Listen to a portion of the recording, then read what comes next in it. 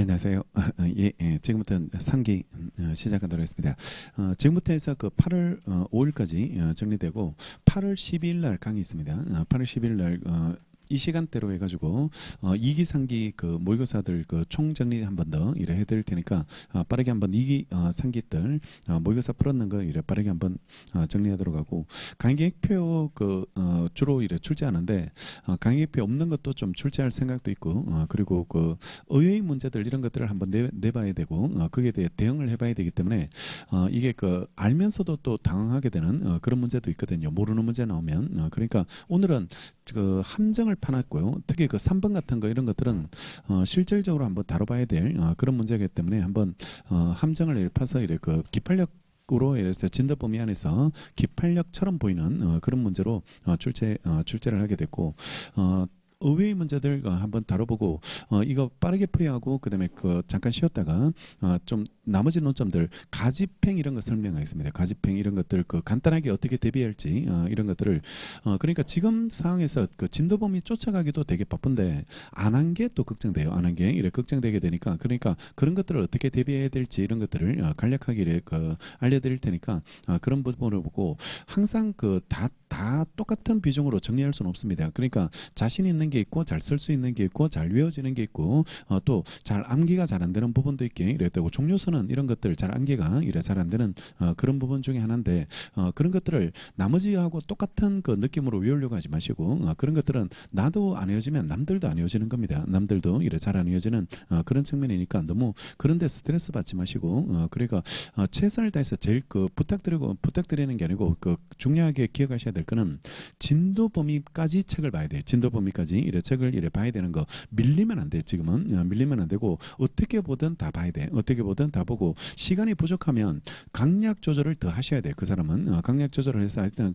끝까지 오는 게 되게 중요합니다. 지금은 이래 끝까지. 그러니까 모의고사 잘 보려고 우리가 지금 공부하는 게 아니에요. 물론 뭐 이게 본 시험에도 도움이 되겠지만 결국 본 시험 가서 잘 써야 되기 때문에 책을 한 번 안 보는 게 그게 더 위험한 그 공부법이 되니까 책을 읽어야 돼요. 책을 이래 읽어야지 이래 되니까 그런 것들을 놓치지 않도록 모의고사에 너무 집중해가지고 책을 막 건너뛰면서 읽는다든지 뭐 이렇게 하지 않도록 그리고 또 선별해서 공부한다든지 이런 것들은 오히려 그 시험에서는 더 위험한 공부법이 이래 되게 되니까 모의고사를 조금 못 보더라도 책을 이래 자기 페이스대로 좀 볼 수 있도록 끝까지 이래 정리할 수 있도록 그렇게 하시고 다 보려고 하지 말고 그 강약 조절을 계속 하시고 얘는 이 정도로 보자 이런 느낌으로 그런 느낌으로 보는 것도 분명히 있어야지 이래 되고 반드시 잡아야 될 거. 그러니까 저번에 그 상기항변은 우리가 단문으로 써봤는데 이거 사례로도 꼭 풀어볼 거라고 이래 제가 말씀드렸는데 이런 것들은 정말 그 원픽으로 이래 꼽아놓고 이래 준비하고 이게 이래 나오든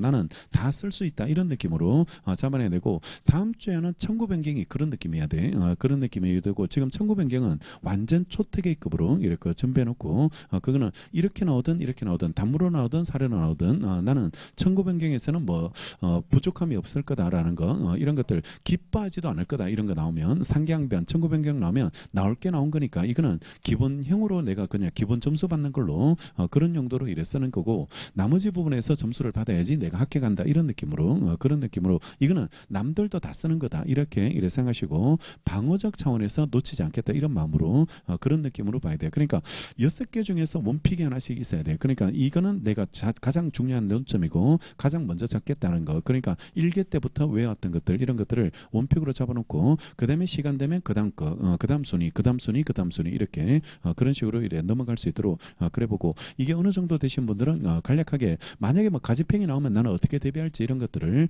그걸 전략을 좀 잡아놓고 최소한 조문 위치를 찾아내야 돼. 조문 위치를 이래 찾아내야 되니까 그러니까 그런 거라도 한번 해놓고 그래야지 불안하지 않아요. 이게 안 나올 확률이 더 높은데 시험은 또 모르니까 이게 또 나올 수도 있다라는 생각 때문에 이게 자꾸 이래 발목이 잡히거든. 그 공부가 이래 그게 잔상이 자꾸 남게 되는데 이렇게라도 대비하자라고 넘어가 버리면 오히려 이 정도만 쓰자 이런 느낌으로 이래 넘어가 버리면 불안하지 않게 되는 겁니다. 그러니까 책을 이래 처음부터 끝까지 쭉쭉 읽어가면서 이래 따라올 수 있도록 하고 여유롭게 공부하는 사람 없어. 다시 말씀드리면 시간이 남을 정도로 노동법 하다 보니까 시간이 너무 남아가지고 뭐 그다음에 뭐 인사하다 보니까 뭐 개껌이네 뭐 이런 느낌으로 이런 느낌으로 해서 그렇게 공부한 사람 한 명도 없다. 여기 한 명도 없게 되고 다 빠듯해 이거 빠듯하게 정리하게 될 테니까 항상 생각할 게 나만의 불행은 없다는 것. 내가 힘들면 남들도 힘든 거야. 힘들게 이래 되고 진도범위 못 따라가겠다고 나한테 지금 메일이 3번 왔어. 3명이 왔는데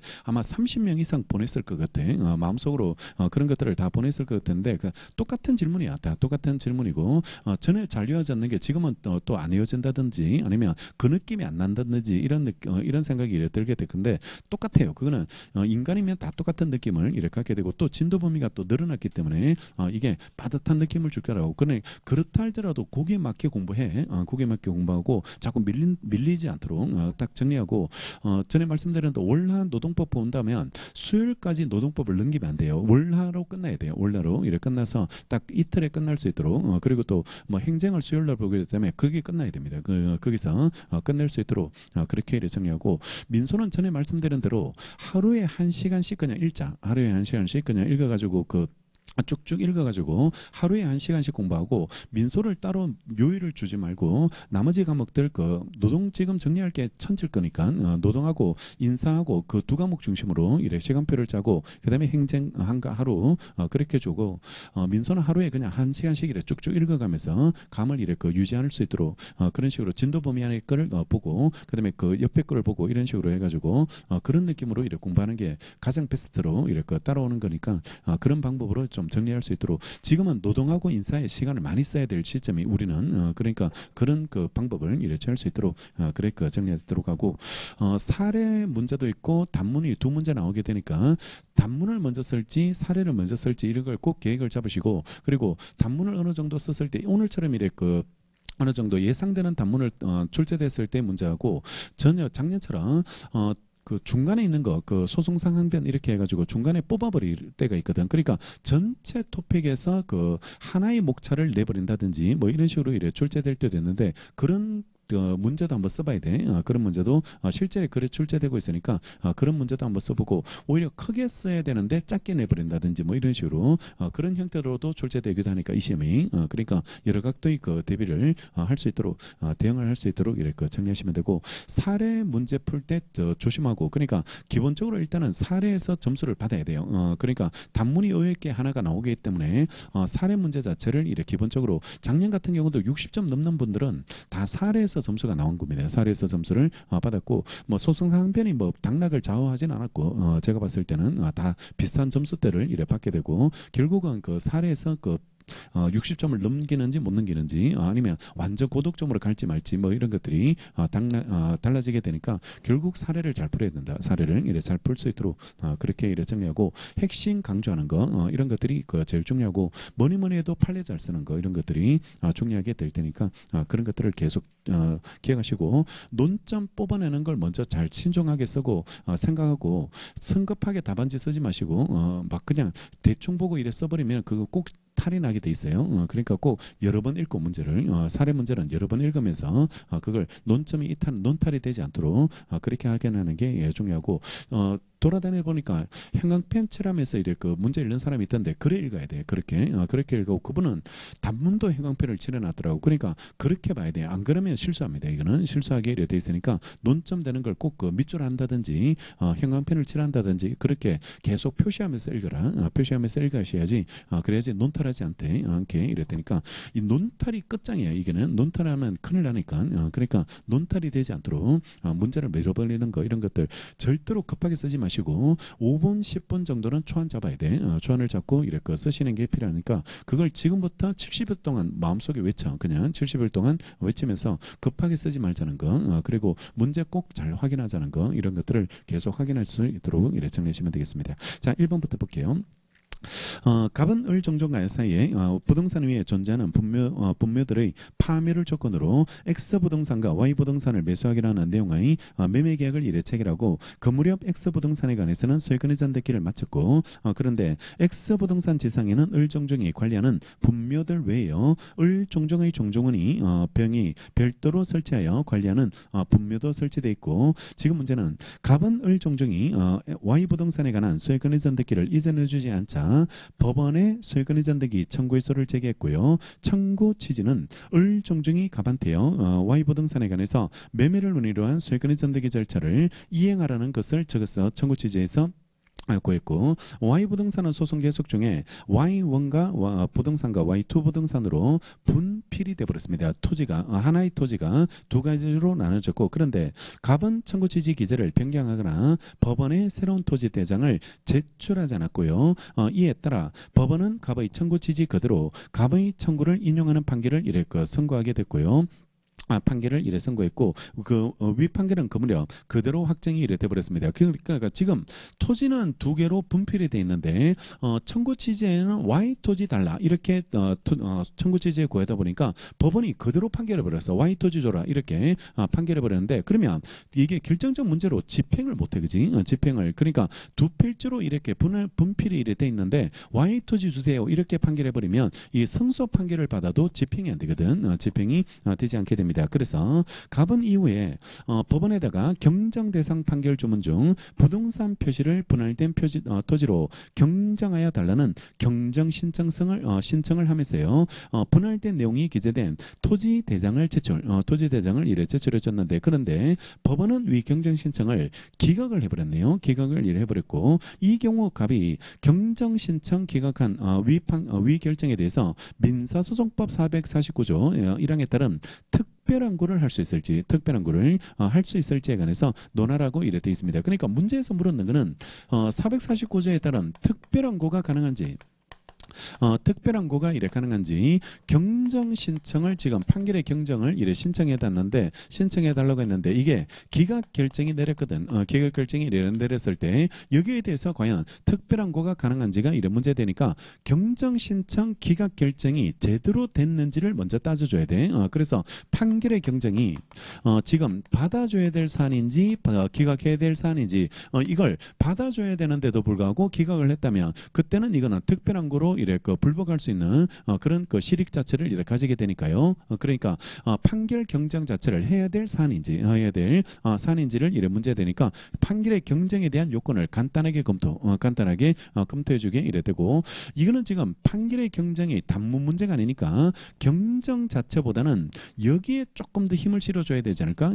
더 특별한 거가 가능한지 이런 문제로 나왔기 때문에 여기 특별한 거에 포커스를 맞춰서 답안 작성하시고 그러면 경정에 대해서는 조금 요건이나 이런 것들은 간단하게 처리하고요. 간단하게 처리하고 경정을 해야 될 사안인지 그러면 판결의 경정은 언제 합니까? 표현상 오류가 있을 때 내용 바뀌면 안 되고 표현상 오류가 있을 때 그때 분명한 표현상 오류가 있어야 되고 그 오류가 누구 때문에 생겨야 돼요? 그거는 불문이거든. 불문하게 이래 되니까 오류 자체의 원인은 묻지 않게 이래 되게 되니까요.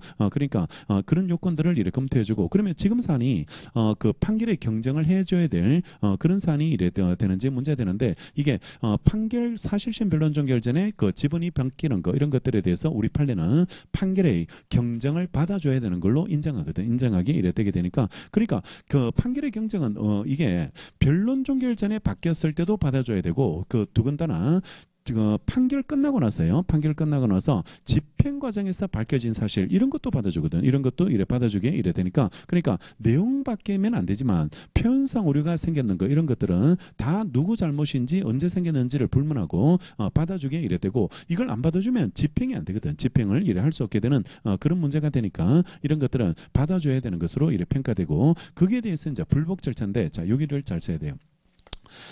경정 신청 기각 결정을 내렸을 때인데요. 경정 신청 기각 결정을 내렸을 때 여기에 대해서 과연 불복할 수 있을지가 이런 문제 되는데 우리 조문에는 경정 결정에 대해서는 불복할 수 있도록 돼 있죠. 즉시항고. 즉시항고할 수 있도록 211조 3항이 규정돼 있거든. 경정 결정에 대해서 즉시항고할 수 있도록 돼 있다고. 그러면 경정 신청 기각 결정도 즉시항고가 가능할 수 있을지가 문제돼요. 왜냐 그러면 이게 되면 항고로 불복할 수 있으면 여기가 안 돼요. 왜냐 그러면 특별한 구는 불복할 수 없는 결정 명령이라는 걸 전제 요건으로 하고 있기 때문에 불복이 여기서 만약에 즉시항고가 가능해버리면 굳이 이쪽으로 갈 필요 없거든. 이쪽으로 갈 수도 없고 받아주지도 않거든. 받아주지도 않게 이래 되니까 이게 불복이 되는지 불복이 되지 않는지 그 부분이 문제가 되고 그러니까 여기서 판례 논점을 써줘야 된다고. 판례 논점을 써줘야 되고 판례는 경정 결정에 대해서만 즉시항고할 수 있다는 조문 취지 때문에요. 조문 표현 때문에 반대 해석상 기각 결정에 대해서는 즉시 항고 안 됩니다. 즉시 항고가 이래 허용되지 않게 되고, 또 하나가 지금 판결한 법원이 표현상 오류가 없다는 것을 상급법원에서 심사한다는 게 조리에 맞지 않다 이렇게 표현해요. 조리에 맞지 않다, 상식에 맞지 않는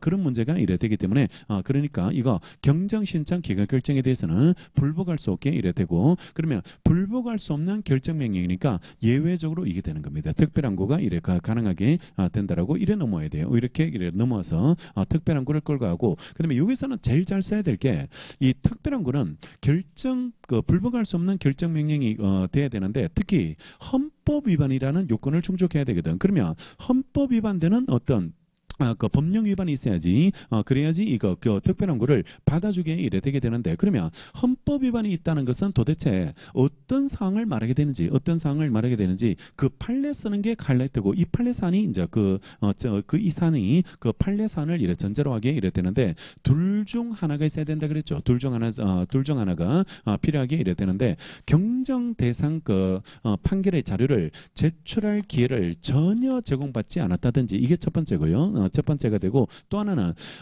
자료를 제출을 받아가지고 이제 경정을 내려야 될 대상 자체가 분명한 사안인데도 불구하고 자료를 비추어 봤을 때 이거는 경정을 반드시 해줘야 되는 상황인데도 불구하고 이걸 판례가 경정 신청 자체를 기각했을 때, 이때는 헌법 위반이 있는 것으로 봐서 특별항고로 이래 불복할 수, 특별항고를 받아줄 수 있게 이래 되는 것으로 기준점을 보여줬거든. 이걸 판례가 이래 기준점을 보여주게 이래 되겠으니까, 이런 기준점에 비추어 가지고 우리 판례가 인정됐다는 거, 이걸 보여주고, 저번에 말씀드렸지만 반대로 이게 특별항고를 만약에 단문으로 만났다, 이게 의의 문제로 해가지고 단문으로 만나면 단문 대비를 따로 하지 않았다 할지라도 이런 각도로 접근하면 돼. 그러니까 특별항고 의의를 449조로 써버리고, 그다음에 요건을 조문을 잘라서 구분하고 조문을 잘라서 쓰면서 그때 이 판례를 끼워 넣는 겁니다. 이 판례를 반대로 끼워 놓게 이래 되게 되니까, 그러니까 그런 형태로 이래 처리하고, 그다음에 이제 생각나는 것들, 관련 문제들, 이런 것들을 끌고 와서 써줄 것들, 이런 것들을 처리해 주면 되는데, 대표적으로 써줘야 될 게 이송 신청, 그게 떠올라야 돼. 이송 신청, 그 논점이 이래 떠올라야 돼서, 이송 신청에 대해서 우리 왜 기각 결정에 대해서는 즉시 항고 안 받아주거든. 그러면 이거는 받아줄까? 이거는 이래 받아줄지가 문제되니까, 이송 신청에 대해서 특별항고 가능할지 뭐 이런 식으로 목차 잡아가지고 이송 신청 38조 이야기 써주면서 즉시 항고 이래 가능할 수 있을지, 38조가 아니고 39조죠. 불복할 수 있다는 그 조문에 관할 위반도 과연 들어갈 수 있을지 이송 신청권부터 이래 끌고 내려오면서 이렇게 관련 문제로 정리하면 돼요. 그러니까 이것도 단문이 만들어질 수 있다. 이 판례 때문에 단문이 만들어질 수 있게 이래 되니까 그런 형태로 해서 이래 정리하고, 조문에 이제 그 절차 같은 거 이런 것들이 나온다면 절차들 이런 것들을 깔아주면 되고, 그런 것들을 관련되는 조문을 뺏겨주면 이래 될 테니까 그런 형태로 이래 접근할 수 있도록 그런 기획하시면 되고, 따로 준비하지 말고 이런 형태로 접근하자 이런 느낌으로만 목차 정도만 이렇게 기획해놓고 그 정도로 이렇게 끌고 와서 써줄 것들, 이런 것들을 표시하고 이래 넘어가면 돼. 그러니까 옆에 팁을 다 적어 놓는 거야. 이게 플랜 B를 딱 적어 놓고, 이게 사례로 나오지 않고 단문으로 나오면 나는 이런 각도로 접근하겠다는 식으로 해가지고 그런 관점에서 접근해 둘 수 있도록 그렇게 이래 준비해 두시면 되겠습니다. 그러니까 이런 형태의 문제고, 판결의 경정은 단문으로 꼭 외워놓고 단문으로 이래 대비해 놓고, 단문으로 대비하면서 단문으로 쓸 때도 맨 마지막에 이 판례를 끼워 넣으면서 논점들을 부각할 수 있도록 부각을 이래 되어질 수 있도록 그렇게 처리해 주시면 되겠죠. 자, 해설에서는 로만자 2번 판결의 경정 의의와 이래 취지 부분이 내려나오고, 요건은 여기서는 간단하게요. 표현상 오류가 있어야 된다. 표현상 오류가 있어야 되고, 잘못이 분명해야 되고, 내용은 절대로 바뀌면 안 돼요. 내용 바뀌어서는 안 된다는 거. 그리고 경쟁이 가능한 잘못이 누구 잘못 때문에 생겼는지 이런 것들은 묻지 않게 이래 되게 되고, 자, 3번이 1심 법원의 판결 경정 기각 결정을 내렸는 거, 이게 타당한지 이 사안에 비추어 봤을 때 타당한지 문제되는데, 판례 보면 토지에 관한 소유권 이전 등기 절차 이행을 구하는 소송 중 사실심 변론 종결 전에 토지가 분할됐는데도 그 내용이 변론에 드러나지 않은 채요 토지에 관한 원고 청구가 인용됐을 때 판결에 표시된 토지에 관한 표시를 분할된 토지에 관한 표시로 경정해달라는 신청은요 특별한 사정이 없는 한 이거는 받아줘야 돼. 받아줘야지 이래 된다는 게 판례 입장이고, 그 다음에 이제 받아줘야 되는데 안 받아줬으니까 거기에 대한 불복 문제로 넘어야 되고, 조문 211조 3항 즉 경정 결정에 대해서는 불복할 수 있게 되는데 2번 경정 신청 기각 결정에 대해서 불복할 수 있을지 문제되는데 아까 말했던 그 판례를 언급하면서 우리 판례가 이거는 받아줄 수 없게 이래 되고 그때는 특별한 구로만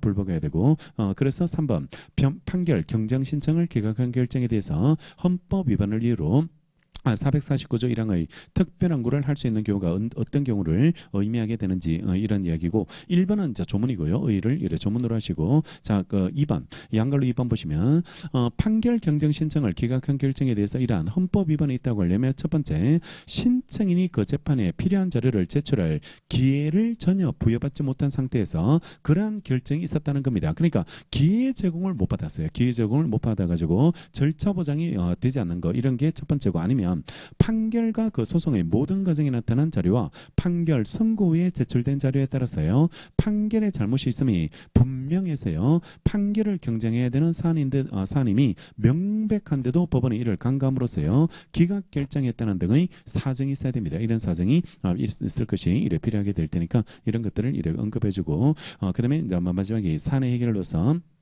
기각 결정은 잘못됐으니까 특별한 거 사유가 이래 된다라고 이래 처리해 주시고 조문 한번 보겠습니다. 449조 449 이래 조문 보시면 449조 이래 조문에 이래 보시면 449조가 이제 특별한 거 조문이 이래 되게 되니까 특별한 거 조문으로서 449조 조문의 내용이 이래 나오게 이래 되게 되는데요. 특별한 거 개념을 동그라미 1항을 특별한 거 의로 해서 비상적 구제 절차로 해가지고 불복할 수 없는 결정 명령으로 해서 1항을 이래 처리해 주시면 되고 그 다음에 2항을 보면 제1항의 항고는 재판이 고지된 날부터 1주 안에요. 1주 안에 이래 제기해 줘야 되는데 일반 통상 항고는 기간 제한이 없거든. 기간 제한이 없는데 즉시 항고하고 특별 항고는 일주일입니다. 즉시 항고와 특별 항고는 일주일이 이래 되니까 이런 것들을 이래 써주고 그 다음에 이거 불변기간으로 이래 처리돼 있으니까 불변기간의 논점으로 처리가 이래 되니까 불변기간의 문제로 이래 처리되고 450조는 준용 규정으로 해가지고 특별항고와 그 소송 절차에는요 448조와 그다음에 상고에 관한 규정을 이래 준용한다고 돼 있잖아요. 상고에 관한 규정을 준용하도록 이래 돼 있는데 448조 위에 가니까 집행정지 조문이거든. 집행정지 조문인데 항고법원이나 원심법원이나 판사는 항고에 대한 결정이 있을 때까지 원심 재판의 집행을 정지하거나 그 밖에 필요한 처분을 명할 수 있다고 돼 있죠. 그러니까 이걸 목차로 하나 잡아버리면 돼. 집행정지 이런 것들을 목차로 하나 잡아가지고 집행정지를 준용하고 있으니까 집행정지가 이래 되게 되고 또 하나가 상고 조문을 준용하죠. 상고에 관한 규정을 준용하게 이래 되게 되는데 여러분들 대법원에 상고할 때 반드시 제출하는 거 뭐가 있을까? 상고 이유서. 그러니까 그거 제출해야 돼요. 이거 특별한 거.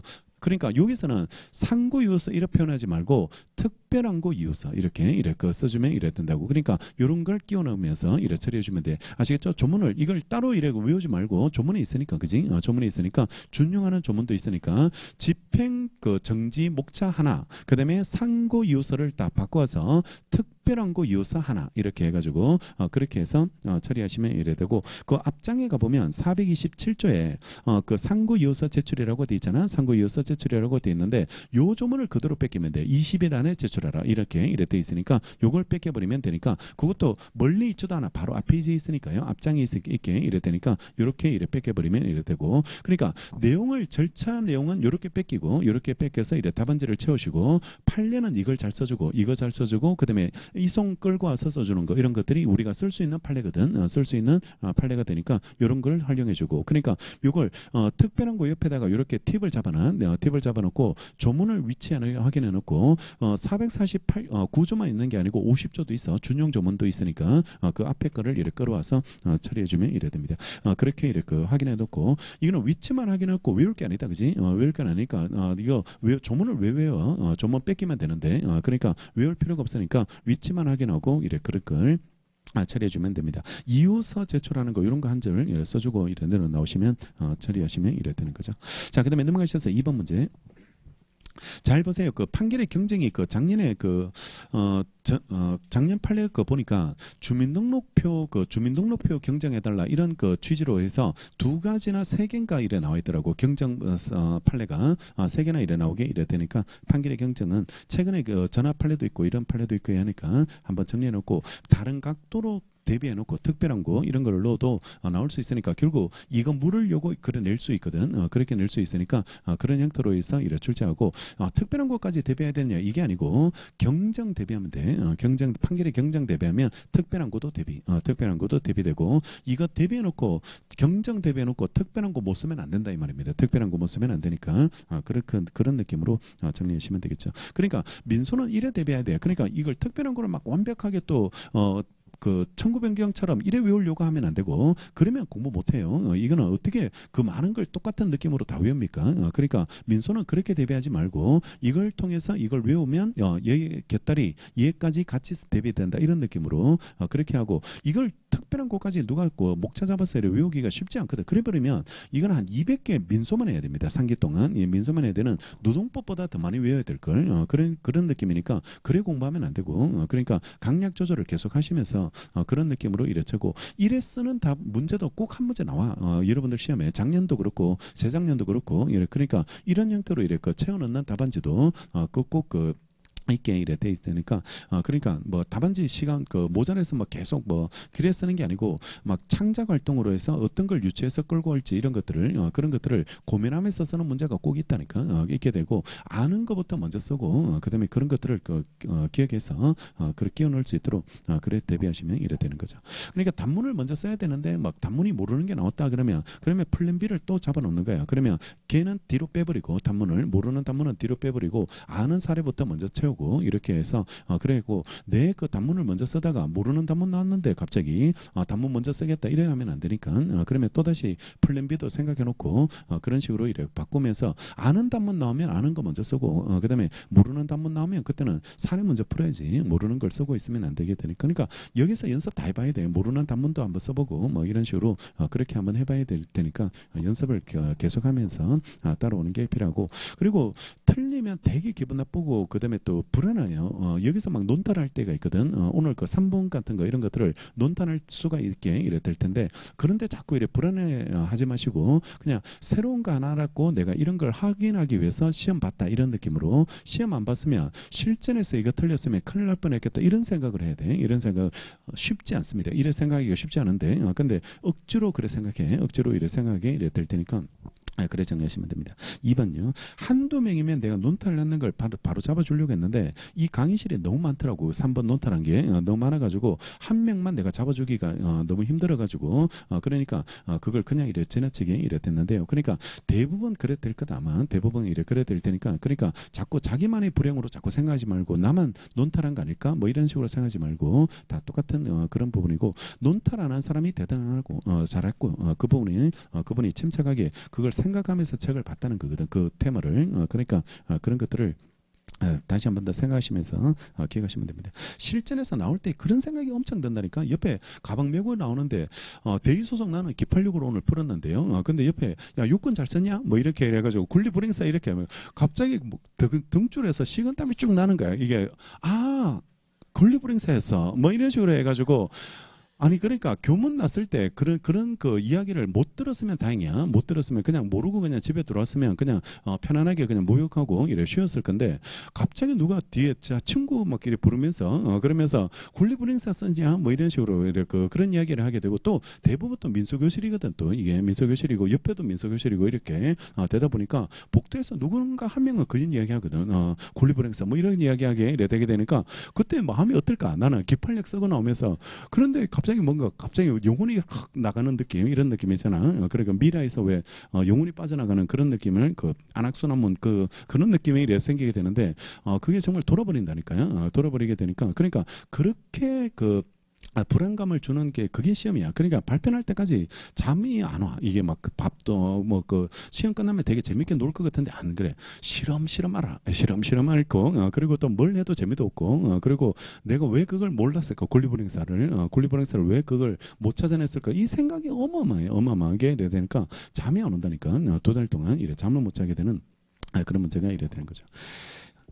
내 이야기다. 내 이야기가 내 경험담을 이렇게 이야기하기 신앙 강장을 하고 있으니까 지금 그러니까 너네들도 마귀가 들지 않도록 일단 잘 해야 돼. 자, 2번요. 보시면 갑은 을로부터 X 건물을 대금 1억 원에 매수했고요. 갑이 을을 상대로 위 매매를 운이로 한 소유권이 전등기 청구서를 이래 제기했고요. 을은 갑으로부터 대금을 지급받을 때까지 이전 등기를 청구할 수 없다고 동시행항변권을 합니다. 그러니까 그림을 그려보면 이게 구조가 되게 명확해요. 명확해지게 되니까 그러니까 문제를 읽을 때 그림을 한번 그려봐라. 그림을 그려보면 지금 갑이 을을 상대로요.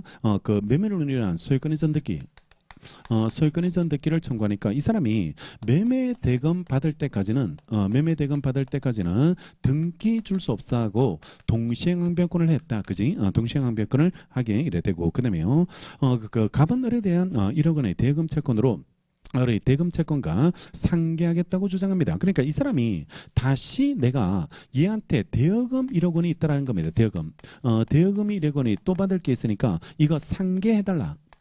상계항변을 얘가 갑이 이래 제출하게 이래 된다고. 그러면 이렇게 보면 논점이 금방 나오잖아요. 논점이 이래 금방 나오게 이래 되니까 이렇게 그림을 그려놓고 상계했다고 주장하고 법원은 대여 사실에 대한 증명이 부족하다는 이유로 갑의 상계 주장을 배척했고요. 을은 갑으로부터 1억 원을 지급받은과 동시에 갑한테 X 건물에 관한 매매를 운이한 소유권 전등기 절차를 이행하라는 취지의 일부 인용 판결을 이래 선고했고 그 판결이 확정됩니다. 이게 배척당하고 상원이행 판결이 내려지고 이래 내려지고 그 판결 자체가 그대로 확정이 됐고 그 갑이 을을 상대로 위 대여금 1억 원의 지급을 청구하는 소를 제기하여 대여와 변제의 도래 사실을 증명했다면 법원은 어떤 판결을 해줘야 될지 그러니까 갑이 다시 을을 상대로 여기에서 배척된 1억 원의 대여금 청구 소송을 다시 제기하게 됐는데 이번에는 밝혀서 이걸 대여 사실과 변제기 도래 사실을 이래 밝혔을 때 이 부분에서 어떠한 판결을 해줘야 될지가 이런 문제 되는데 여기서는 지금 다 인정됐는데 문제는 여기서 만약에 기판력 생긴 부분을 제기했다면 그때는 기판력 저촉이 되게 되니까 기판력 저촉이 이래 되니까 여기에서 이제 기판력 저촉으로 배척당하고 여기서 만약에 기판력 생기지 않았다면 그러면 상관없이 여기서 인용 판결을 내려주면 돼, 그지? 내려주면 되는데 그러면 여기서 문제는 이게 기판력 생길까 이 말이죠. 기판력 생길지 그래야지 여기가 기판력 저촉인지 아닌지를 판단하기에 이래 되는데 우리 그 판결의 민사소송은 216조에서 주문에 대해서만 기판력이 있고 이유 부분에 대해서는 기판력 없는데 예외적으로 상계항변이 있죠. 216조 2항이 상계항변에 대해서는 기판력을 인정해 주게 이래 되게 되니까 그러니까 상계항변에 대해서 기판력을 인정한다는 그 조문 때문에 이 논점이 이래 나오게 되거든. 이 논점이 나오게 되는데 그러면 216조 2항의 상계항변에 기판력 되기 위한 요건을 갖춰야 되거든. 기판력 되기 위한 요건을 충족해야 되는데 이게 상계하는 사람이 가지고 있는 채권이 자동이다. 그지? 자동 채권이 이래 되고 상계로 소멸되어지는 채권 이게 수동이다. 그지? 수동이 된다. 그러면 얘가 상계하고 있으니까 상계하는 사람이 가지고 있는 채권 자동이고 자동 채권에 관한 요건 첫 번째 상계항변에 대해서 기판력 생기기 위해서 자동 채권은 반드시 판단받아야 돼. 이게 존재를 판단받든 부존재를 판단받든 모두 판단받아야 됩니다. 판단을 이래 받아야지 되고 존재에 대해서만 판단받았을 뿐만 아니라 부존재를 판단받더라도 이거는 판단받았다면요. 그때는 기판력이 인정될 수 있고 판단받지 못한 거 실기한 공격 방법으로 배척당했다든지 상계, 부적상을 이유로 배척당한 거 이런 것들은 판단받은 게 아니죠. 판단받은 게 아니니까 그때는 이래 기판력을 인정할 수 없게 되는데 지금은 판단해줬죠. 이거 요건을 못 갖췄다고 해서 배척했으니까 판단은 받았네요. 판단은 받았고 자 그다음에요. 수동채권에 관한 요건은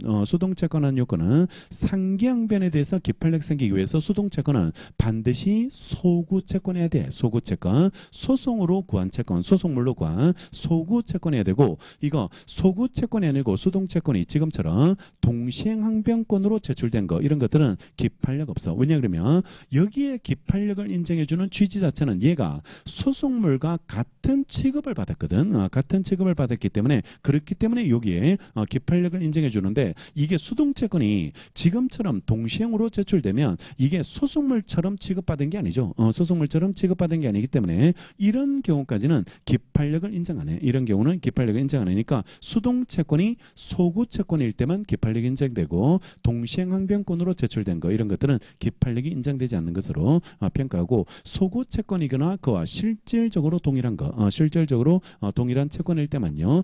그때만 기판력이 인정되게 되고 지금 그러면 여기는 상계항변의 기판력 요건을 충족하지 못했으니까 이거는 기판력 저촉이 없다, 그지? 기판력이 저촉되지 않으니까 그러니까 인용 판결을 이래 그 기판력 발생하지 않는 것으로 평가해서 결론을 내려주면 이래 되게 되겠죠.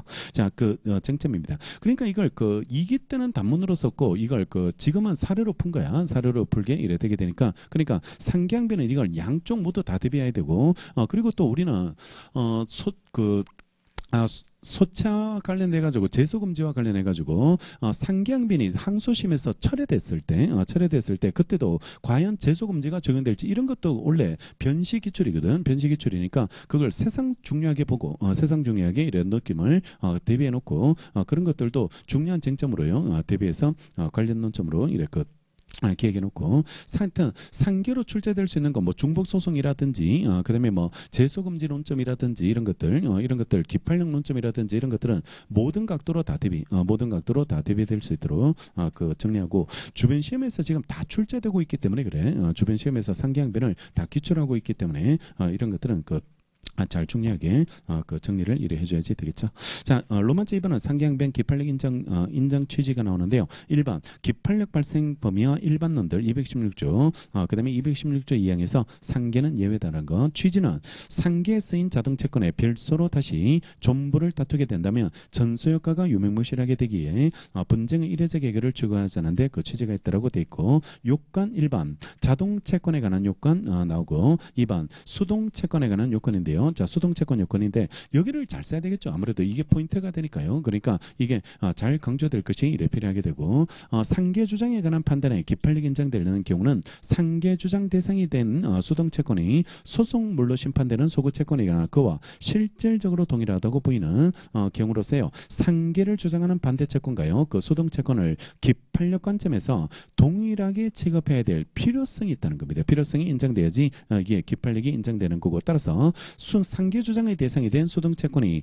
동시행항변에 행사된 채권일 때는 그러한 상계주장에 대한 판단에는요 기판력이 발생하지 않는다고 봐야 할 것인 바 위와 같이 해석되지 않을 때 동시행항변이 상대방의 상계 제항변에 의해서 배척됐을 때 그 동시행항변에 행사된 채권을 나중에 소송상 행사할 수 없게 되었어요. 민사소송법 216조가 예정하고 있는 것과는 달리 동시행항변에 행사된 채권의 존부나 범위에 관한 판결 이유 중 이래 판단에 기판력 미치게 되는 결과가 되어버립니다. 결과가 이래 되게 되니까 이 이유를 조금 더 상세하게 설명하게 이래 됐으니까 이런 것들은 참고로 이렇게 해두시고 그 다음에 이제 산입 해결해서 포선 문제를 이래 해주시면 이래 되겠죠. 그래서 15점짜리 형태로 해서 간단하게 이래 출제될 수 있는 그 쟁점으로 기억해 두시면 이래 되고 단문 꼭 외워놓고 그때 이게 때 그 시험 받던 단문 형태도 그것도 꼭 잘 정리해서 준비해 두시면 되겠습니다. 자, 오늘 그 세상의뢰 어떤 3번을 보시면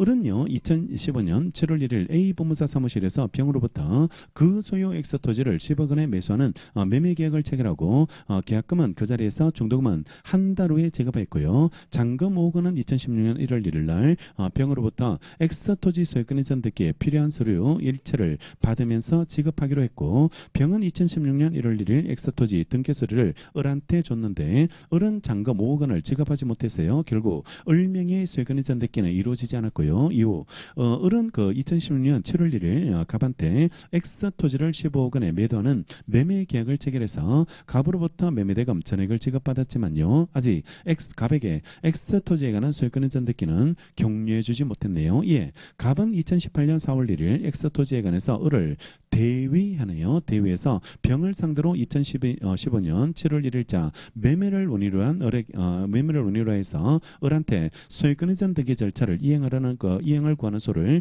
제기했고 2018년 4월 15일 날 을한테 이 사실을 통지하게 되게 됩니다. 그러니까 갑이 을을 대위해서 갑이 을을 대위해서 병을 상대로 해서 얘네 둘이 매매 계약에 의해서 갖는 이 소유권 이전 등기 청구권을 얘가 대위해서 이래 행사했고 이걸 이 사실을 을한테 이래 통지했다고 돼 있고요. 그다음에요. 위 소송 진행되던 중 을이 이 사건소가 제기되기 이전인 2017년 7월 1일 날 이미 병을 상대로 엑서토지에 관해서 2015년 7월 1일자 매매를 논의로 한 소유권 이전 등기 절차 이행을 구하는 소를 제기했다가 2017년 12월 1일 날 패소 판결을 선고받았어요. 그 판결이 확정된 사실이 이래 밝혀져 버렸습니다. 그러니까 얘가 이미 소송을 먼저 제기했네요. 이미 소송을 이 소유권 이전 등기 소송을 먼저 제기했고 패소 판결을 받고 이게 확정이 됐어요. 확정이 돼버렸다고 이래 됐을 때 이때 법원은 어떠한 판결을 내려야 돼? 어떠한 판결을 이래 내려야 될까? 그러니까 이미 채무자가 얘를 상대로 소송을 제기해서 패소 판결을 받고 확정됐다는 게 밝혀졌을 때 이 대위 소송은 어떤 판결을 내려줘야 될지 그러니까 각하로 끝나야 돼 기각으로 끝나야 돼 각하로 끝나야 될지 기각으로 끝나야 될지가 문제가 이래 되게 되는데요. 이거는 채권자 대위권을 행사하려면 보존의 피보존 채권이 존재해야 되고 보존의 필요성이 있어야 되고 권리 불행사 상태가 필요하고 그 다음에 PDA 권리가 존재해야 되죠. PDA 권리가 존재를 해줘야지 이래 되게 되는데 그러면 지금 권리 불행사 상태라는 요건이 지금 헌결돼 있을 때 이걸 각하로 배척합니까? 기각으로 배척합니까? 이런 문제인데 이거는 법적 성격에 따라서 달라집니다. 법적 성격에 따라서 달라져서 법정 소송 담당서를 따를지와 아니면 독립한 대의권서를 따를지 독립한 대의권서는 일반 이행의 소처럼 평가해가지고 주장 자체로서 적격 문제는 통과돼버리고 모든 요건은 본원가서 따지게 되거든. 본원가서 따지게 돼서 모든 요건이 헌결되면 독립한 대의권서에 따르면 기각으로 끝나야 되고 법정 소송 담당서를 따르면 1번, 2번, 3번을 적격 문제로 보죠. 남의 권리를 행사하기 위한 적격 문제로 보고 PDA 권리 이걸 소송물로 보거든. 따라서 PDA 권리가 헌결되면 기각되고 나머지 요건은 적격 문제니까 각하로 끝나게 됩니다. 각하로 이렇게 끝나게 되게 되는데 이거는 우리 법정 소송 담당서를 따르는 게 통설 판례이기 때문에 이거는 부적법 각하로 권리불행사 요건 헌결로 부적법 각하로 끝나게 되고 자 이거 기판력 할 때 왜 이걸 기판력으로 풀지 않을까? 왜 기판력으로 이래 풀지 않냐 그러면 본안 심리보다 요건 심리를 먼저 검토한다. 그걸 선순위성이라고 부른다. 선순위성을 부르고 본안 문제부터 먼저 해결하고 그 다음에 요건 문제부터 먼저 해결하고 그 다음에 본안으로 이래 넘어가게 되고 최근에 나왔던 판례도 이걸 당사자 적격으로 각하했습니다. 당사자 적격으로 각하하게 이래 됐으니까 부적법 각하로 이래 처리되고 자 이걸 문제를 살짝 바꾸면 갑이 을을 상대로 이렇게 채권을 가지고 있고 을이 병을 상대로 이래 채권을 가지고 있게 이래 되게 될 때 그럴 때 얘가 대의소송을 제기하게 됐는데 근데 이 사람도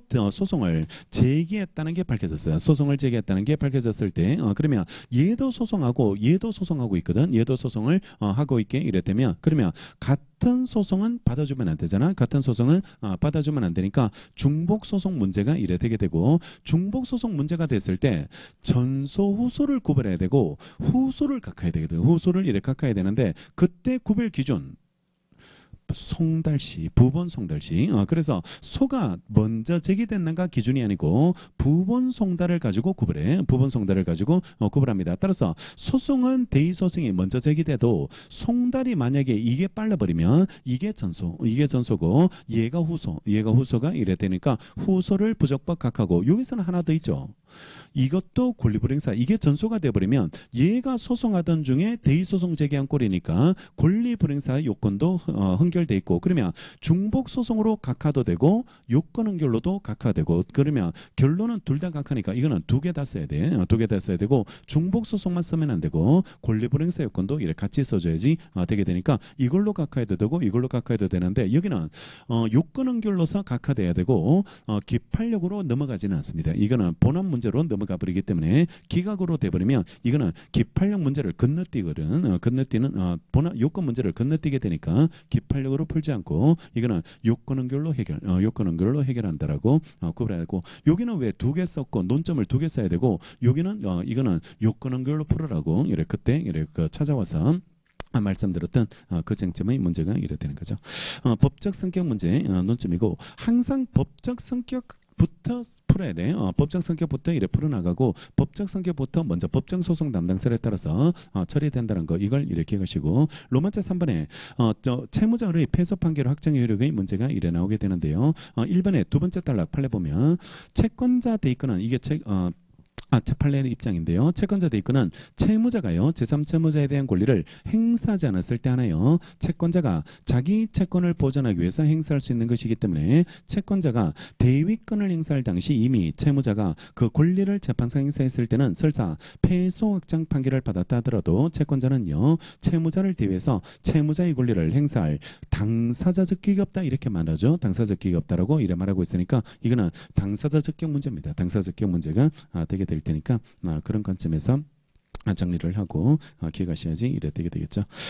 기판령 문제가 아니라는 것 그런 것들을 이렇게 얘기해서 이래 문제를 이래 풀어주시고 소송을 어떤 걸 먼저 제기했는지 이런 것들도 지금 확정 문제로 나왔고 그다음에 소송 중 문제도 될 수 있고 다른 각도로 이래 바뀔 수도 있게 이래 되고 대위 소송이 먼저 제2 소송이 먼저 제기되고 확정됐을 때 이게 채무자한테 기판령 미칠지 이런 것들도 옛날에 한번 출제됐고 그거는 노무사 시험에서 한번 출제가 이래 된 거 있으니까 그런 각도로 이래 정리하고 하나 더 조심할 게 채권자 취소 소송은 채권자 취소 소송은요. 채권자 취소 소송은 소송물이 담당이 아니고 그냥 독립한 대권처럼요. 이 사람의 고유의 채권자 취소권이 소송물입니다. 채권자 취소권이 소송물이니까 따라서 얘가 먼저 채권자 취소권을 행사해서 승소 판결을 받았는데 이 사람의 다른 채권자가 다시 채권자 취소 소송을 제기했을 때 이 소송과 이 소송은 별개이기 때문에 기판령 문제가 나올 수 없게 이래 되고 여기는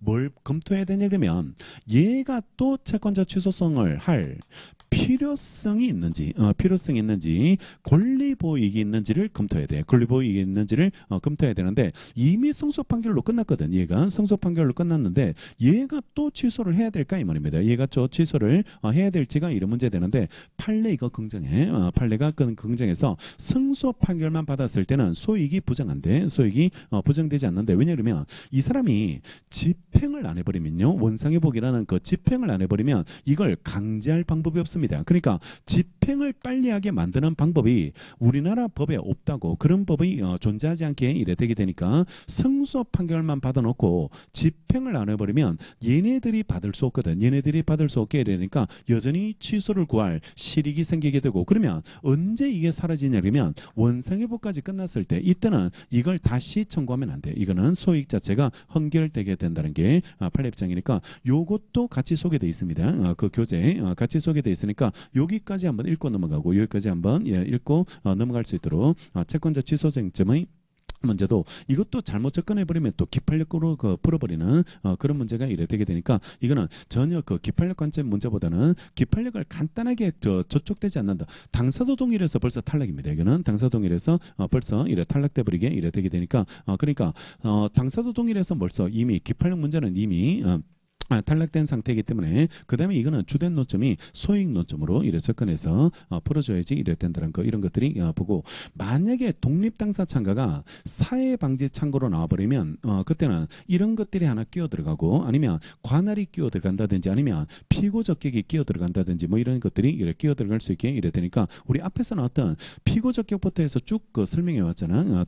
채권자 취소 소송에서 피고적격 그 다음에 8조 의무행지 이거 취소했을 때 의무행지를 어디로 봐야 될지 그러니까 취소돼서 원상회복됐을 때 의무행지가 어떤 걸 어느 곳을 의무행지로 이래 봐야 될지가 이런 문제 되게 되는데 이거는 상대적 무효잖아. 그지? 등기만 돌아오지 얘가 어떤 권리를 회복하는 게 아니거든. 권리를 회복하는 게 아니니까 취소로 인해서 형성되는 법률관계에 있어서 의무행지 이렇게 그런 표현을 이래 써주면서 그러니까 원물 반환일 때는 등기소소제지 가액 반환은 얘가 바로 받거든. 얘가 바로 받으니까 가액 반환은 채권자 주소지 이렇게 취소로 인해서 형성되는 법률관계에 있어서 의무행지 이렇게 처리하게 되니까 그런 걸로도 갖다 붙여도 이래 되게 되니까 흩어져 있는 거 이렇게 모아가지고 출제할 수 있으니까 그런 각도로도 대비하시면 되고 그다음에 그 청구일락인데 2기 때 소차를 이래 썼는데 나는 그게 제일 중요할 것 같아. 소차가 이래 제일 중요할 것 같고 소차만 계속 쓸 수는 없게 돼서 플랜 B로 이걸 외워두자라고 이래 말씀드렸고 청구일락을 이래 플랜 B로 대비하기 위해서 지금 이렇게 작성하게 이래 되게 되는데요. 자, 이걸 우리 그 화해가 한번 나왔다 그랬죠? 화해가 한번 이래 단문으로 출제됐기 때문에 화해하고 이래 같은 구조를 이래 가지게 되는데 만약에 화해를 그 시험장에서 만났다면 목차가 완전 똑같습니다. 이게 완전 똑같이 이래 돌아가게 이래 되게 되니까 그러니까 청구일락을 외워놓고 그다음에 화해까지 대비하고 화해 구조하고 동일한 구조를 가지고 있어 동일한 구조를 가지게 이래 되게 되는데 이 파트에서 세상 중요한 거는 얘네들의 법적 성격이야. 청구 포기일락과 화해의 법적 성격을요, 법적 성질을 이걸 양성설로 보자는 견해도 있고 양성설 두 가지 성격을 같이 가지고 있다라는 사법행위적 성격과 소송행위적 성격을 같이 가지고 있다는 성격도 있고 아니다 이거는 요건효과가 소송법에 따라서 규율되는 소송행위로 봐야 된다는 그 성격도 있다고 그 성격도 있게 이래 되는데 이게 차이점이 220조에서 화해조서나 그 포기일락조서를 기재하면 확정 판결과 동일한 효력을 인정하거든. 따라서 이거 무제한 기판력을 인정해. 무제한 기판력을 인정하는데 여기는 사법행위적 성격이 들어가다 보니까 실체법상 하자가 있는지 없는지 실제법상 하자가 있는지 없는지에 따라서 달라지거든. 그래서 실제법상 하자가 있다면 그때는 이거는 220조를 적용 안 하고 실제법상 하자가 없을 때만요. 그때만 220조를 적용해서 기판력 인정. 기판력 인정해자라고 해서 220조를 좀 좁혀서 보는 게네요. 좁혀서 보는 게네가 이래 되고 그다음에 461조에서 다투는 절차가 기판력 생긴 부분에 대해서 다투는 게 준재심으로 다투고 여기는 기일지정 신청이나 무효확인 이런 거는 절대로 안 돼. 이런 것들은 받아줄 수 없게 되는데 여기는 실제법상 하자가 없어서 기판력이 생기지 않았기 때문에 이때는 얘네들은 기일지정 신청 무효확인 기일지정이나 무효확인소를 제기할 수 있도록 이래 하고 있고 실제법상 하자가 있어서 기판력이 생긴 부분에 대해서는 이때는 준재심으로 처리하자 이런 그 입장을 이래 취하기에 이래 되게 됩니다. 그러니까 법적 성격에 따라서 이게 기판력 발생 범위 다투는 절차 이런 것들이 달라지게 이래 되는데 우리는 이렇게 정리해 놓으면 돼. 이렇게 정리하면 그게 청구 포기일락으로 나오든 화해로 나오든 다 판례로 뚫어버리면 된다고. 판례로 이래 뚫어버리면 되니까 이시영 교수님 견해를 굳이 끌고 오지 말고 그냥 여기에 맞춰서 그냥 써버리라고. 여기에 맞춰서 써버리시면 이래 되게 되니까 그냥 판례대로 소송행위설에 따라서 처리해주겠다 이런 느낌으로 해서 처리하고 이게 목차나 내용들 학설 쓰는 거 그다음에 그 기판력 쓰는 거 다투는 절차 쓰는 거 이런 것들이 목차가 완전 똑같아. 목차가 완전 똑같고 그 요건에서도 소송물 관련된 부분이거든. 소송물 관련된 부분이 이런 문제가 되는데 변론주의만 적용되고 직권탐지주의가 제한을 받거든. 얘네들은 직권탐지주의에서는 포기일락과 화해는 이래 제한을 받게 되고 소차는 왜 직권탐지주의 행정에서도 하거든. 행정에서도 왜냐하면 개시를 당사자가 하는 거기 때문에 그렇기 때문에 소차는 직탐에서도 적용되지만 포기일락과 화해는 제약을 받는다. 제약을 이래 받게 되는 거고 시기는 어느 시점이든 할 수 있습니다. 이게 상고심에서까지도 가능하게 이래 되게 되니까 시기 방식 문제들 이런 것들이 나오게 되고 이게 소송행위니까 당연히 소송 능력이 있어야 되고 뭐 이런 것들 이런 것들이 하해하는 당사자 포기일락하는 당사자 이런 사람들이 소송 능력 갖춰야 되고 대리인 특별수권 받아야 되고 뭐 이런 거 의사 능력 없는 사람에 대해서 특별 조문 있는 거 이런 것들이 다 똑같은 구조로 이래 나오게 되니까 이게 화해로 나오든 이게 포기일락으로 나오든 근데 화해가 한번 나왔으니까 이걸 플랜 B로 대비해 놓고 일락을 이래 플랜 B로 이래 대비해 가지고 25점짜리로 대비할 수 있고 일단은 소차가 나올 것 같아. 소차가 그게 나와야 돼. 나올 때도 됐고 그리고 그게 가장 지금 핫 이슈가 이래 되게 되니까 소차 자체가 일단은 잘 잡혀야 됩니다. 그거는 2기 때 한번 썼기 때문에 오늘 뺀 겁니다. 오늘 빼고 안 중요해서 안 쓴 게 아니고 그걸 너무너무 중요하기 때문에 그걸 미리 한번 썼기 때문에 오늘 또 쓰진 않았는데요. 소차가 일단 잘 잡혀야 됩니다. 소차가 이래 잘 잡히는 게 그게 필요하고 그다음에 또 하나 다른 논점 소차가 안 났을 때 때를 대비해서 여기 그 청구일락까지 대비해놓고 요걸 외워놓으면 화해가 만약에 나오더라도 뭐 기본적으로 써야 될 것들은 비슷하게 써 들어가면 되니까 그러니까 그런 형태로 이래 처리하고 포기일락에 대해서 왜 서면상 포기일락 제도가 신설돼 있잖아요. 신설돼 있으니까 그게 바로 밑에가 서면상 화해 제도거든. 서면상 화해 제도가 바로 밑에 나오니까 그러니까 그런 것까지 쓰는 게 똑같다고 그런 것까지 쓰는 게 동일하게 이랬다니까 그러니까 일락 자체의 구조를 가지고 동일하게 이렇게 돌아가게 된다는 거 이런 것들을 차이고 완전 100% 뭐 약간씩 우리 판례가 뭐 치료 조건부 화해를 인정하는 거 이런 것들인데 그런 것까지 디테일하게 외우지 말고 그러니까 그거는 화해가 안 나왔다면 그런 것들은 중요한 건데 화해가 나왔는데 그걸 또다시 그렇게 대비하기는 그거는 좀 분량적으로 좀 부담이 되고 그냥 일락을 가지고 대비해 놓고 그냥 화해에 녹여 쓰겠다 이런 느낌으로 그런 관점에서 준비하시고 대비하시면 이래 되지 않을까. 자, 일락입니다. 개념 나오고 구별 개념에서는 꼭 써줘야 될 게 그 자백하고 구별하는 거. 자백하고 어떻게 대상이 달라요. 대상이 이렇다니까 불리한 진술이 그 소송물에 대해서는 일락이고 대상으로 하면 자백은 공방을 대상으로 하는 게 자백이 이래 되게 되고 그다음에 법적 성질 이걸 잘 써야 됩니다. 대개 왜 우리 법적 성질 쓸 때는 서술에서 녹여 쓰잖아. 서술에서 녹여 쓰는데 근데 얘는 이게 다 달라지거든. 법적 성질에 따라서 이렇게 그 기판력이나 다투는 방법 이런 게 달라지니까 이걸 항상 별목차로 뽑아요. 별목차로 이렇게 뽑아가지고 이런 것들은 법적 성질을 별목차로 뽑는 게 몇 개 있거든. 몇 개 있는데 그런 것들은 너무너무 그 법적 성질에 따라서 이래 달라지게 이래 되게 되니까 중요한 테마니까 따로 뽑아가지고 이래 쓰게 되는데 우리가 꼭 그 암기하고 써봤던 게 부대항소 썼는 거 기억나세요? 항소설, 비항소설 이런 것들은 그거 부대항소를 뭘로 보는지에 따라 가지고 요건이나 이런 것들이 달라져 버리거든. 절차나 이런 걸 달라지니까 걔도 이래 뽑아가지고 법적 성격을 별도로 써준 겁니다. 별도로 이래 써준 거니까 그런 것들은 강조가 잘 돼야지 되고 사법행위설 써도 그만 안 써도 그만 쓰는 게 좋아. 일단 쓸 수 있으면 쓸 수 있으면 쓰게 이래 되고 그다음에 양성설 그다음에 소송행위설 쓰시고 검토는 이시영 교수님은 여기서는 그 이견 없어요. 그냥 소송행위설 따라가 조문에 이렇게 나와 있으니까 조문에서 해결한 거 아니냐라고 되는데 화해에서는 그 재소전 화해라는 게 있거든. 재소전에 법원 밖에서 화해하는 그런 문제가 나오기 때문에 그걸 통제하려고 이시영 교수님이 양성설을 들고 나오는데 근데 우리는 그 이게 나오든 화해가 나오든 지금은 다 똑같이 맞춰버려요. 맞춰버리고 화해가 나오더라도 검토를 조문으로 검토하면 돼. 조문으로 검토해가지고 460조나 220조가 있는데 이걸 소송이설로 봐야 되는 거 아니냐 이런 식으로 그런 형태로 검토를 하면 되고 그다음에 당사자 효과 청구일락은 소송이기 때문에 당사 능력, 소송 능력 대리인이 할 때는 특별수권 필수적 공동소송은 전원이 해줘야지 이래야 되는 거고 한 사람이 하면 무효고 독당의 경우는 이것도 필공하고 똑같죠. 전원이 할 것이 이래 필요하게 되고 의사무 능력 이야기 62조 2 논점 이렇게 하고 소송물도 이제 변론주의 영역이 적용이 이래 돼야 되니까요. 변론주의 영역을 적용될 것이 필요하고 여기가 그 소송 요건이 좀 차이 있는데 이게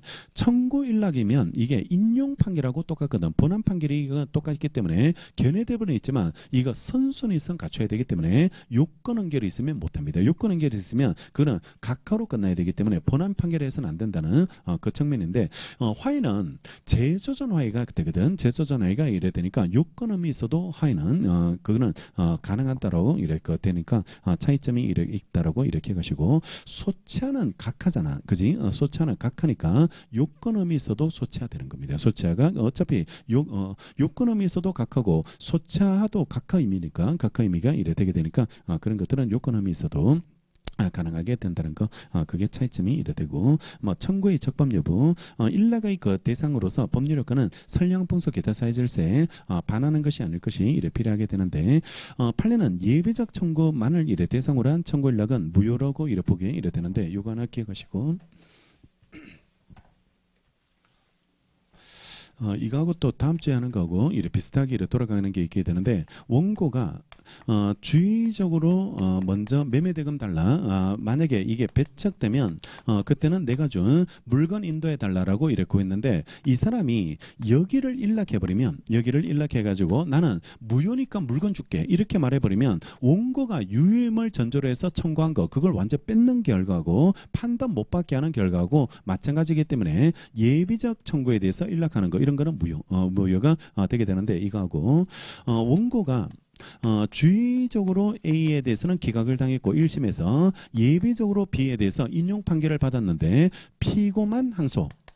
피고만 항소했을 때 그러면 2심은 하나의 전부 판결이기 때문에 예비적뿐만 아니라 주의적도 2심 되거든. 주의적도 2심 되는데 대신 심판 대상은 얘만 불복했잖아요. 심판 대상은 얘만 불복하니까 예비적만 심판 대상이거든. 예비적만 심판 대상이 되는데 이때는 이 피고가 주의적에 대해서 일락하는 거 이런 것들은 얼마든지 가능해. 이거 얼마든지 이렇게 가능하게 되고 이거는 뭐 원고를 불리하게 만드는 것도 아니고 주의적을 인정해서 이 소송을 빨리 끝내겠다는 거 이런 것들은 할 수 있도록 해줘야 되기 때문에 이거 심판 대상이 되지 않는 주의적에 대해서 일락하는 거 이런 것들은 가능하다는 게 가능하다는 게 판례 입장이 되니까 얘하고 차이점 비교해서 정리해서 기억하시면 되고 로마자 4번 시기 방식들 이런 것들 어느 시점에든 다 가능하게 되고 방식에서는 그 서면상 포길랑 그 제도가 신설되어 있다는 거 그 제도를 이해해가고 효과에서는 이제 그 소송이 종료되고요 기판력 생깁니다. 그죠? 기판력 생기고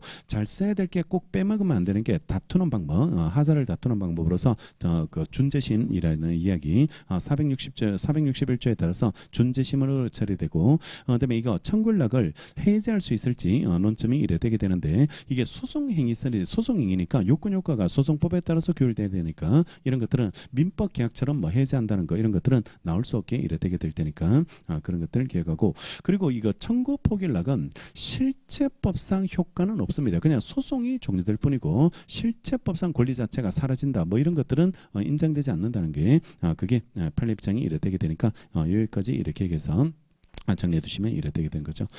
페이지가 조금 여유가 있으면 다른 걸 끌고 와서 이래 써주면 이래 되는 거고 무리해서 이래 함부로 확장시키지 말고 그냥 딱 그 정해진 논점으로 해가지고 정리해서 이렇게 얘기해서 저런 것까지 비교해서 쓰면 가장 베스트다 이 말입니다. 베스트가 이래 되는데 근데 예비적 병합 이야기까지 생각내서 이래 쓰기가 사례 집에 있는 판례 자체까지 끌고 와서 쓰기가 쉽지 않을 테니까 항상 무리하지 말고 중요한 거 위주로 빼대 위주로 잘 쓰면 돼. 잘 쓰시면 이래 되게 될 테니까 그런 관점에서 이렇게 가고 이거 일락도 단무도론의 시험이 있어요. 단무도론의 시험이 있게 이래 되니까 일단 확률적으로는 소치하가 더 중요한 테마인데 시험이라는 게 그렇진 않거든. 항상 중요한 것만 내진 않고 옆에 곁다리 있는 것들 이런 것들도 같이 이래 출제하게 되고 또 이것도 뭐 중요한 테마다 이래 말하면 할 말 없잖아. 이것도 할 말 없게 이래 되니까 그러니까 이런 것들도 같이 이래 대비해 놓고 소치하를 꼭 잘 챙겨 놓고 소치하는 그거는 반드시 꼭 챙기고 이래 가셔야 될 그런 문제가 이래 되고 마지막에 이제 종료선언인데요. 종료선언 자체가 근거조문은 규칙 67조입니다.